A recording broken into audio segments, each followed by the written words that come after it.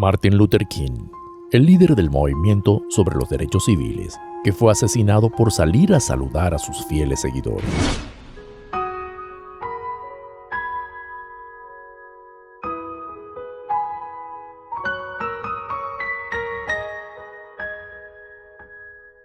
Su infancia y juventud, siendo su nombre original, como el de su padre, Michael King, fue cambiado en conjunto con el de este en un viaje a Europa, en honor a Martin Lutero, Martin Luther.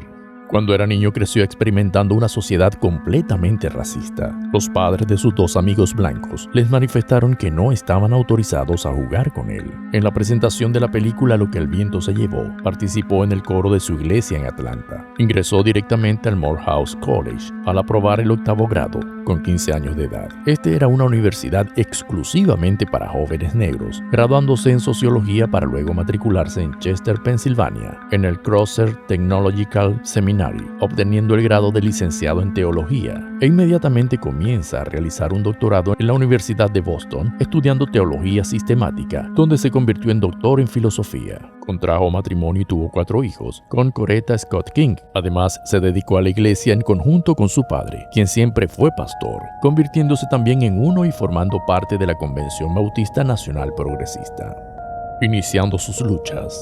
Todas las actitudes de violencia que se generaban en contra de las personas negras en la época estallaron en la muerte de 3 afroamericanos. Además, una mujer negra fue arrestada porque se negó a cumplir con la ley que los blancos debían ir sentados en el autobús si había algún afroamericano sentado y no habían puestos en el mismo. La persona negra debía ceder su puesto a la persona blanca. Esto provocó que King iniciara un saboteo a los autobuses, apoyado por el director local de la Asociación Nacional para el Progreso de las Personas de Color, Edgar Nixon, y por el pastor Ralph Abernathy. Se organizaron sistemas de viajes compartidos en conjunto con la población negra, quienes apoyaron completamente la causa, pero por esta razón King fue arrestado por 382 días. Los segregacionistas blancos utilizaron métodos terroristas intentando intimidar a los negros. Inclusive atacaron con bombas incendiarias la casa de Martin Luther King, en conjunto con 4 iglesias más. Constantemente agredían físicamente a los boicoteadores. Sin embargo, los afroamericanos continuaron con sus protestas, llegando a ser unos 40,000. No tomaban el autobús para llegar a sus lugares de trabajo y llegaban a caminar hasta 30 kilómetros para lograrlo.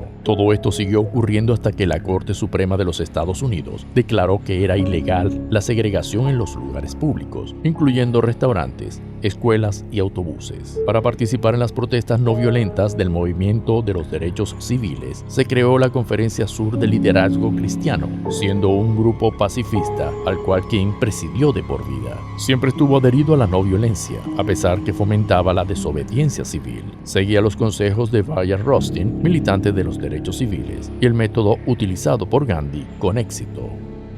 Escapando de la muerte. Escribió un libro denominado La Marcha hacia la Libertad, la historia de Montgomery, donde manifestó su perspectiva sobre la desigualdad y el odio que provocaba la segregación racial.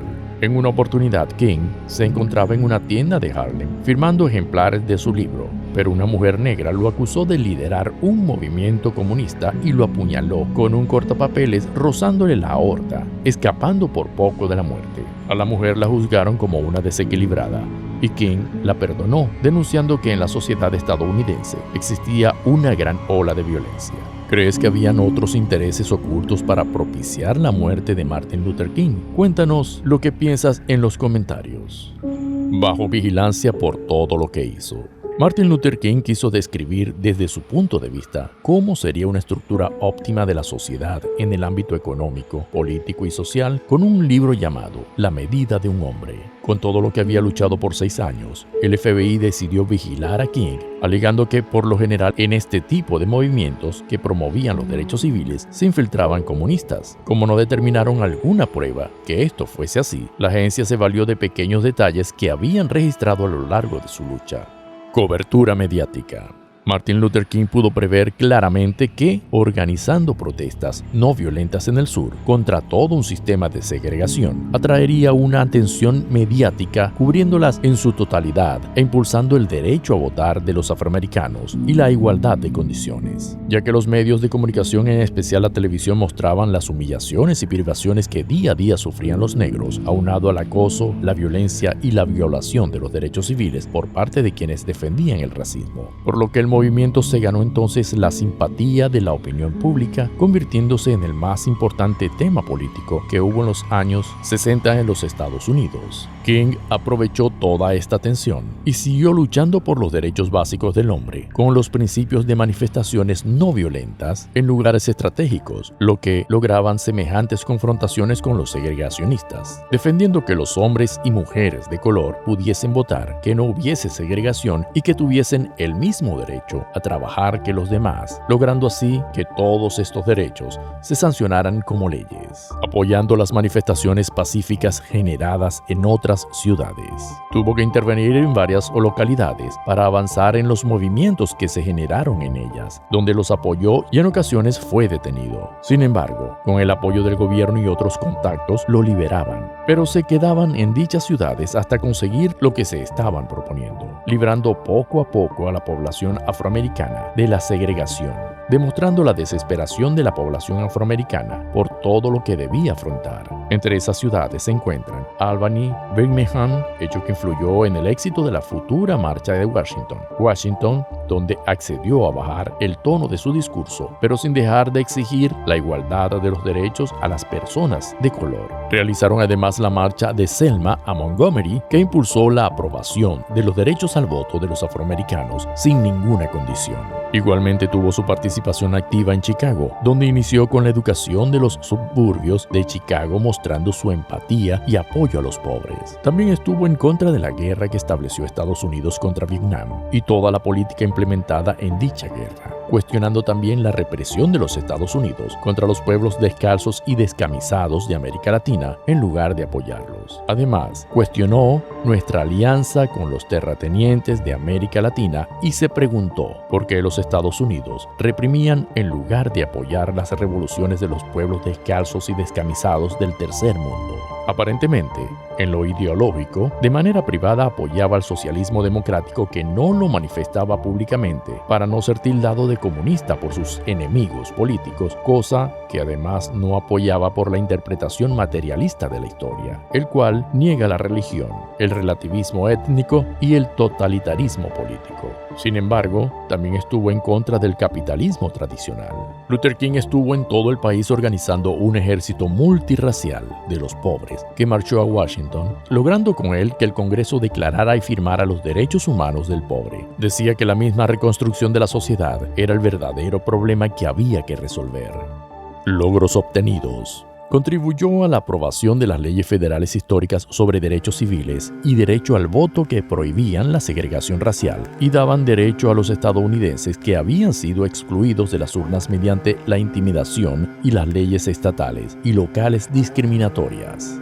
El fin de sus luchas. King se dirigió a Memphis, Tennessee, para apoyar por la huelga pacífica para exigir mejor trato y pago salarial para los negros que trabajaban de basureros, pero esta acción desató una ola de violencia contra dicha manifestación, ocasionando la muerte de un joven afroamericano. Luego de un discurso profético donde Martin Luther King expresó que subió a la montaña por orden de Dios, donde le daría la tierra prometida, pero que posiblemente no iría con ellos. Sin embargo, iban en camino a la misma, manifestando que no tenía miedo, porque había visto la gloria en la venida del Señor. Entonces, cuando se encontraba en el balcón del Lorraine Motel, un segregacionista blanco, James R. Ray, realizó varios disparos en contra de King. Sus amigos, al escuchar los sonidos de los tiros, corrieron hasta el balcón y lo consiguieron con una bala en la garganta. Murió aproximadamente una hora después. Toda la ola de cólera estalló en más de 100 ciudades, lo que provocó 46 muertes, obligando a la Guardia Nacional a intervenir.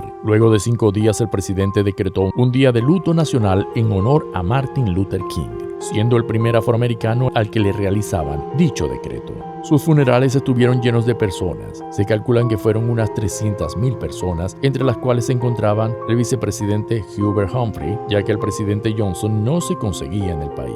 Su viuda cumplió con la voluntad que él ya tenía preparada, donde pedía que no se hablara de lo que él había hecho, sino por lo que él luchaba y creía. Su muerte contribuyó a que hubiese una negociación en Memphis y finalizar la huelga en favor a los basureros.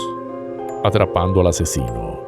James Earl Ray se fugó inmediatamente luego de haber ejecutado el asesinato, pero después de 2 meses intentaba salir del Reino Unido portando un pasaporte falso canadiense. Fue capturado, al cual extraditaron a Tennessee. Fue acusado de la muerte de King, lo cual reconoció, pero al pasar 3 días se retractó de su declaración inicial. Al final su abogado le recomendó se declarara culpable para evitar la pena de muerte, por lo que le sentenciaron a 99 años de prisión.